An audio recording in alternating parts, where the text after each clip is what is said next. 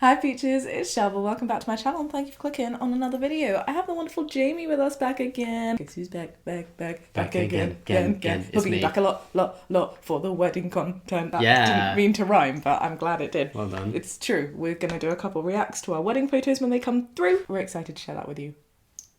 Today though, we're answering one of your biggest questions. Well, actually, it's kind of all the questions in one. Every wedding choice we ever made. The cost. That's a lot. The cost was like a big... So many people are interested in how much the wedding cost. We didn't go into the hundreds of thousands, though I do think we splashed out. We did, but Extravagant we with our had wedding. like 3 years to spend. It We was actually so ended drawn up, out. because of COVID, we rearranged twice and we had to stick to the first schedule because no one knew what was happening with COVID. So everything was paid for 2 years before our wedding, which is kind of a dangerous place to be. A wonderful place, but dangerous because all of that passive income was then like, oh, we can put it towards a wedding. Sure, we can do a bit more. That's why a lot of people end up getting like multiple dresses and like Shaaba had huge amounts of 5. entertainment. I had one dress, Jamie. I had one dress. But One. we did do 2 days. We did and do I think 2 days. because we had that extra savings, we decided to spend extra on the Asian day that we wouldn't have done originally, right? Yeah.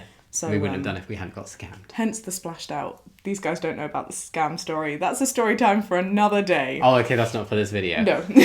Cliffhanger. Scam? What scam? We also wanted to share our incredible suppliers with you. They deserve a lot of love. We were really keen to making sure that all of our suppliers have the same values as us, because if you want to use them, we don't want to be working with any nasty peoples. No homophobes here. I was going to say maybe we didn't have an issue with race, but there was. There were a couple suppliers actually who were not very Refused. nice. The point is, we've found wonderful suppliers. Positive vibes only. Positive vibes only. And because we don't look outwardly like an LGBT plus couple, it was kind of difficult to know if they were like okay with that without just sort of outwardly asking, which is kind of what I ended up doing. And all of these guys were like, yeah. And it might seem slightly strange to like out ourselves when it kind of seemed unnecessary, but one, we didn't want to be paying and supporting people who were not very nice, and two, we didn't want suppliers to find out later down the road after we like paid them money and stuff. If they were then nasty and tried to Yeah. like sabotage the day, you know, But like yeah, or just not just- show up and leave us in a difficult position because they're like, no, I don't want to do whatever for this wedding. Like Yeah. that would put everybody in an uncomfortable position. Take a look. So as Shaaba mentioned, we had a wonderful 2-day wedding. We did not just have one, we got 2. It was supposed to be 6 based on Asian culture, and we 6 kind of would've been too negotiated that down. The first day that we had was the Mehndi, which was the Asian cultural day. It was wonderful, it was beautiful, and it was in a banqueting hall in Tooting called the Royal Mahal. We were initially just going to do the Mehndi in-house. Reasons we weren't going to, it didn't work out, and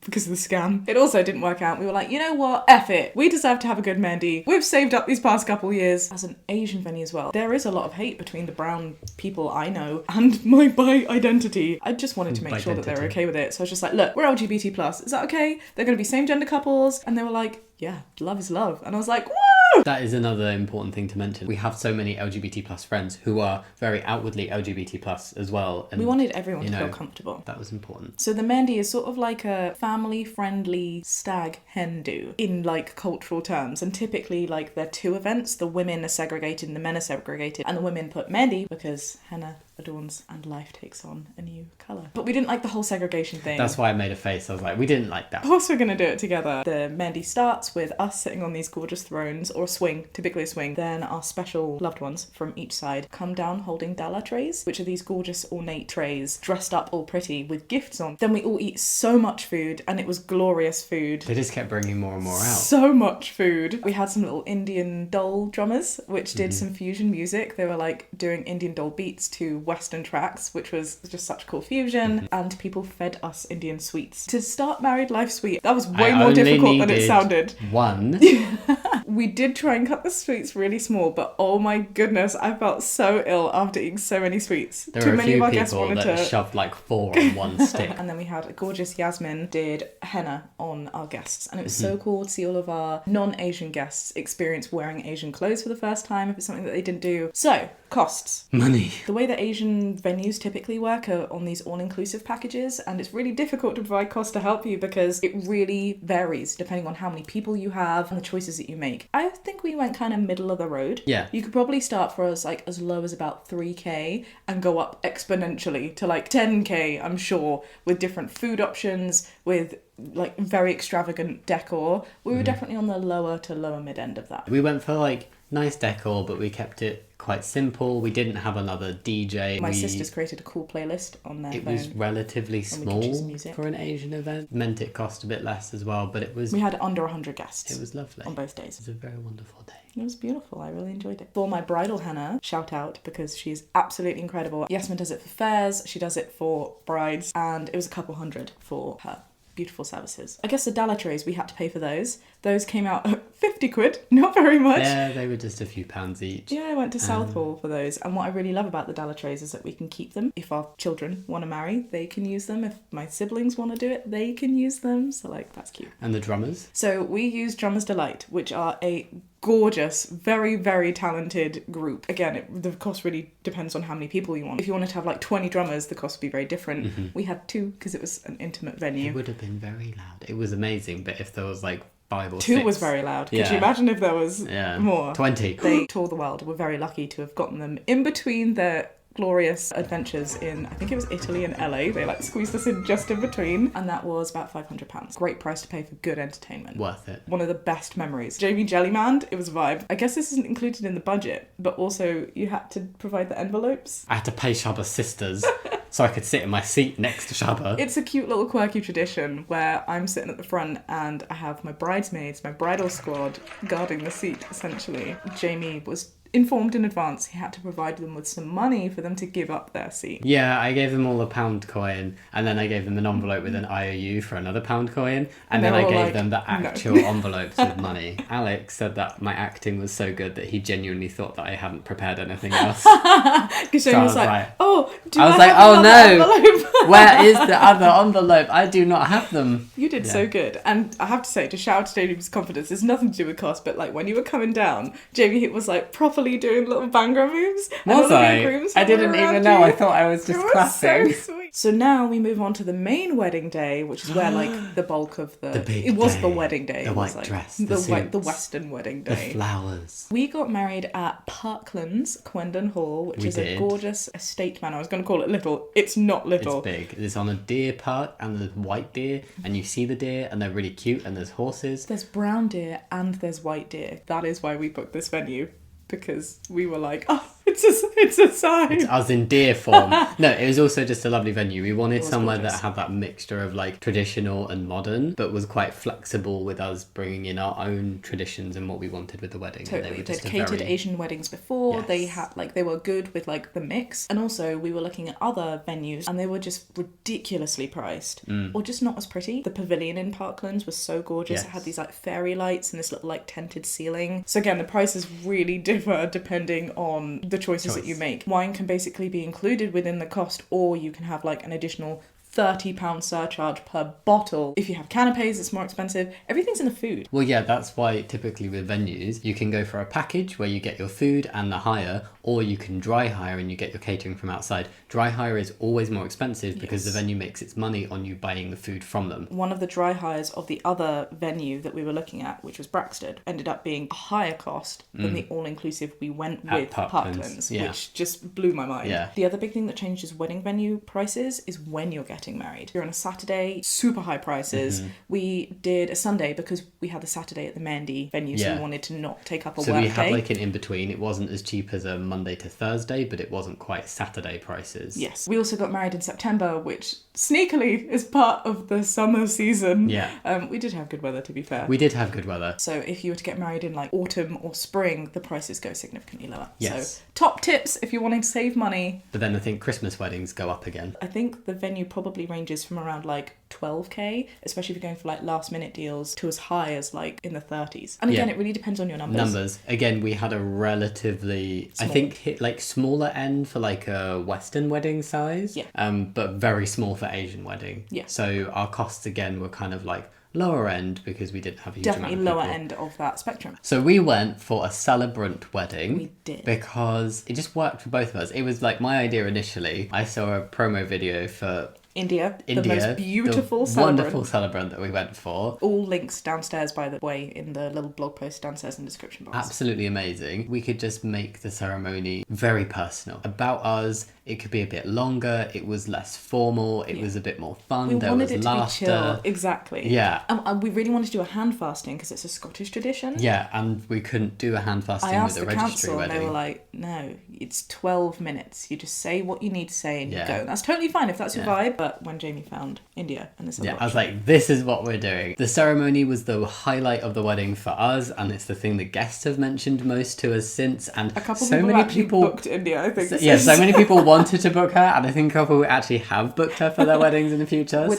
so highly recommend. Totally transform the just- experience. And watch this space, because I think we're trying to do something where we can invite you to the ceremony in like a time machine type thing. But yes, India was amazing, and we knew that she was outwardly LGBT plus friendly because she does trans renaming ceremonies. Yeah. And we were like, oh my gosh, this is incredible. Yeah. Having a celebrant is an additional cost because then you do have to do like the sort of wedmin with the registry office as well. But it was so worth the cost for us, especially because I think the value wasn't just in the ceremony, which was truly incredible, but was also in the bits leading up to it. Jamie and I had secret questionnaires to do individually and together, and it was just so nice to, on the lead up to the wedding, go down this trip down memory lane. And if you're looking for a celebrant, the prices tend to be around the £1,000 mark. So our photographers, it's actually quite a funny story about how we found our photographers. We were working. Well, the national wedding show. we were working. Someone just like came up to us and was like, I've followed you since Tumblr days. And we were like, oh, hi.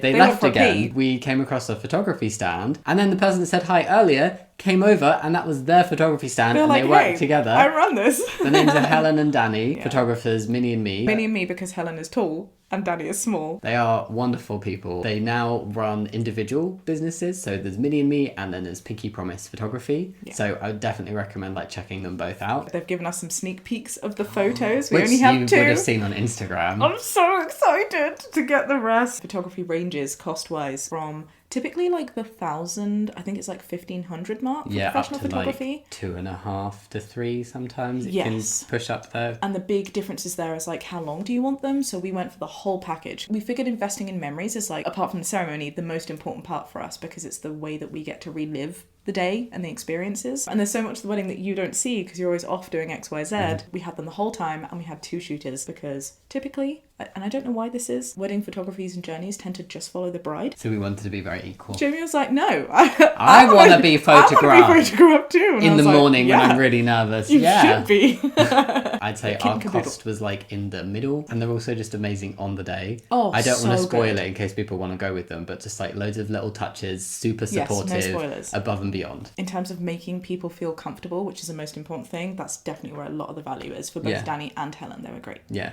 Got a lot of comments from people being like, your photographers are lovely. Yeah. So they were like, who are these guys? Are they guests? Danny in particular was like dancing and then being like, oh, photo. And I love that. And that's actually what we wanted from the photographers and the videographer. When you go online and you're like looking for photography and videography, people are like, oh, you won't know we're there. And we were like, no man. Get in there. Get stuck in. Eat the cake. Do the thing. I think they did eat cake. I'm so glad. It was good cake. That's also how we found our videographer, because we wanted something very like loud, and that is what her website basically said. They were like, if you're looking for someone unobtrusive, leave. If you want someone to start the party, here I am. Jade from Hush By is incredible. We wanted something very different, well, very us, which is different to normal wedding photography. What she does is basically like music videos. Yes, they're a bit more like fast-paced. You're doing fun stuff. They're not formal. Being creators ourselves, video is so important to us, and so we definitely paid like a premium. We chose a supplier who was a premium, but it was definitely worth it. And we went for like the long day. It wasn't quite all day, but we went for the longer day option with the 2 shooters again. Typically videography isn't actually something that people get, so I guess just by having one it's a bit more expensive. Prices tend to range from 1,000, actually I was going to say, to about 3 or 4. But they really get very high. They really do, especially because some of the videographers we were looking at who had this really unique style were from abroad. We were looking at this gorgeous couple from Portugal who were amazing, a husband and wife team, but their cost was like $6,000, and that's without flying them over and paying for accommodation. And we were like, that's just a little too much for our budget. So I'd say we paid kind of middle range for videography. So. Oh, I can't wait to see it though. It's going to be so good. Because her stuff is so good. Yes. So good. Next is outfits. You had a gorgeous suit. I had a suit. I had a gorgeous dress. You had wonderful bridesmaids. Yes, and you had wonderful groomsmen. Yes, I like this. Our outfits are from Abigail's collection and the Groom's Room. They are one of the best bridal and suit shops in the UK. They have so many awards, and you can totally see why. I've spoken so highly of Abby. She's not paid me to say any of this. And Rob is pretty cool as well. Over here, because she was just so wonderful, and I've seen so many other people. I've been involved in wedding dress shopping, and nobody does it like Abby does it. And we actually ended up inviting them to the whole wedding because we love them so much. They're good friends now. Yeah. And the outfits are pretty good too. There's probably no point in providing costs because they range so much. On dresses, you can get ones from ASOS or ones that don't have the W wedding tag that can be like from 50 quid, even less, up to dresses, designer dresses that cost thousands and thousands and tens thousands. And hundreds of thousands. Yeah. Same goes for suits. Depends on your choice. People can hire suits. You can get off the rack. You can get like tailored in, or you can get fully custom made. So it's just up to your choice. I say like cost wise for us, we were maybe a bit higher end on my suit, and we were maybe like mid range on your dress. Certainly not thousands and thousands and thousands. Yeah. Also, as part of the looks, I used my MUA. Can I say that? Do I have an MUA? The wonderful Ashley Bunce, who's an incredible MUA and who has styled me a couple times before, so I knew I was in good hands. You didn't want hair and makeup. No. Ashley did me proud. You did. She helped me. Beautiful. Thank you. She was also just a wonderful calming presence on the day, and makeup artists who also do hair range really again from many. I paid a couple hundred for Ashley, which is quite low I think based on the current rates and costs. B is another gorgeous hairdresser who we had to come in and help us with some of our bridesmaids and loved ones' hairs. So yeah, a couple hundred on all of that. Flowers! We got flowers. We got flowers. We had to change our flower supplier with our date change because there was just like schedule clashes. We ended up using the wonderful Vicky from Simply Stunning Flowers in Essex. She's incredible, very LGBT plus friendly. And the other thing that I really appreciated was I was just like, we're in a bit of a sticky situation because we had someone and now we can't use them anymore. And she's like, well, how much were they charging you and what were they doing? I think we paid 400 for flowers in the end. She's like, great, I'll do it for that. And we were so grateful because it was quite late notice. Yeah. She was just so kind. For us, flowers weren't like super important. We bought the table centerpieces on Etsy that the florist added a little bit to. Yeah. We had a little thing on our sweetheart table. We had a decorated moon gate, but we provided the moon thistles gate and roses places on the chairs and stuff. And then you had your bouquet, which was artificial because I cry when flowers die and I wanted to keep it. Yeah, I think all of that brought the cost down. I guess that's a good top tip for you as well. It's really important to make sure that if you're planning a wedding, your priorities are based on what you want. You don't need to get the best of everything. Flowers weren't the most important thing to us. We did keep them really simple. And it worked on the day. It didn't feel like there was anything lacking. Okay, now I think this is Jamie's domain. Cake. His love and joy. His second wife. Cake. Cake is expensive. Cake is expensive. Yeah. Our cake supplier was wonderful though. She was so sweet. She was so like supportive and kind and just shout out to Kerry Ann from Kerry Ann's Cake Boutique, also in Essex. We actually found her because we were doing a little promo piece, a collaborative piece about getting ready for our wedding pre-COVID with a German TV company. Well, she was so invested in it in a lovely way. So we were like, yes, you will be our cake person. She also started every email with hello lovebirds, and it just made me happy. So we went for a 3-tiered cake. We did. Relatively like simple design. We had a lime and coconut on the bottom, red velvet middle tier, and then a little funfetti vanilla on top. It was for like 120 people, just to slightly overestimate what we might need. Yeah, and we got a lot of cake to bring home. It's in our freezer. We're going to open it up on the in a year because apparently that's the thing that people do. Yeah, they can definitely range up to multi-thousands of pounds. I think the cheapest I saw cakes were about 300. Yeah, like 300 to 1,000 seems to be like a range of average typical cake, and we were kind of somewhere in the middle of that. And finally, entertainment. I'm so happy with our choices. I think your mum in particular was really nervous when we said that we were going to do crazy golf. But she said like 5 times since the wedding, she's like, I thought it was so crazy, but I loved it. Yeah. It was very us. We did both Asian music and, well, I say Asian, actually Mauritian Sega specifically, and Western music, which was good. Yeah. What else do we have? We had some decor from a wonderful, wonderful little place called Alexa and Bud. Shout out, they are so adorable. They're actually based in Shropshire. They came down to help us out. Again, links to everything down below. We also have the Crazy Golf, which I'll also link to. It was wedding themed, so we were like popping little balls through engagement rings. Rupert in particular, I think, really loved that. He was about the size of some of the props. And my favourite was probably the string quartet. Which was actually a string trio. Oh yeah, sorry, a string trio. You could have option. A quartet, trio, or a duo. The repertoire was just so fantastic. Very classic canon in D. Yeah. Best Day of My Life. Yeah. A little bit of Lizzo juice got in there. The Up theme. I cried when Up came on. Honestly, I mean, I was already crying throughout the whole thing. The Jurassic World theme. We had that playing. Yeah, Pirates of the Caribbean, there was a whole Yeah. bunch. I think all in all we spent about $1,500 on our entertainment. Yeah, Again, roughly. prices can go so high, especially with styling. I think that's everything, apart from like a couple hundred on some DIY bits that we did. You know, we made our own table plan, so instead of spending what would normally be like, I think the cheapest I saw on Etsy was about $35, but typically around the 100 mark for a table plan. We made our own board. We bought the big piece of card from the range for £2. We printed our own We like invite print sticked everything. and our own little orders of service. We didn't do table menus. We wrote our own name cards, things like that. So there you have it. That was our wedding in one video. The average cost of a wedding in 21 to 22, from what I saw, was £9,000 to £32,000, with the actual average being 17k. That suits you quite well, the actual average. Is that for the UK specifically? Yes. Yeah. I'd say we were on like middle to higher end of that costing for the wedding.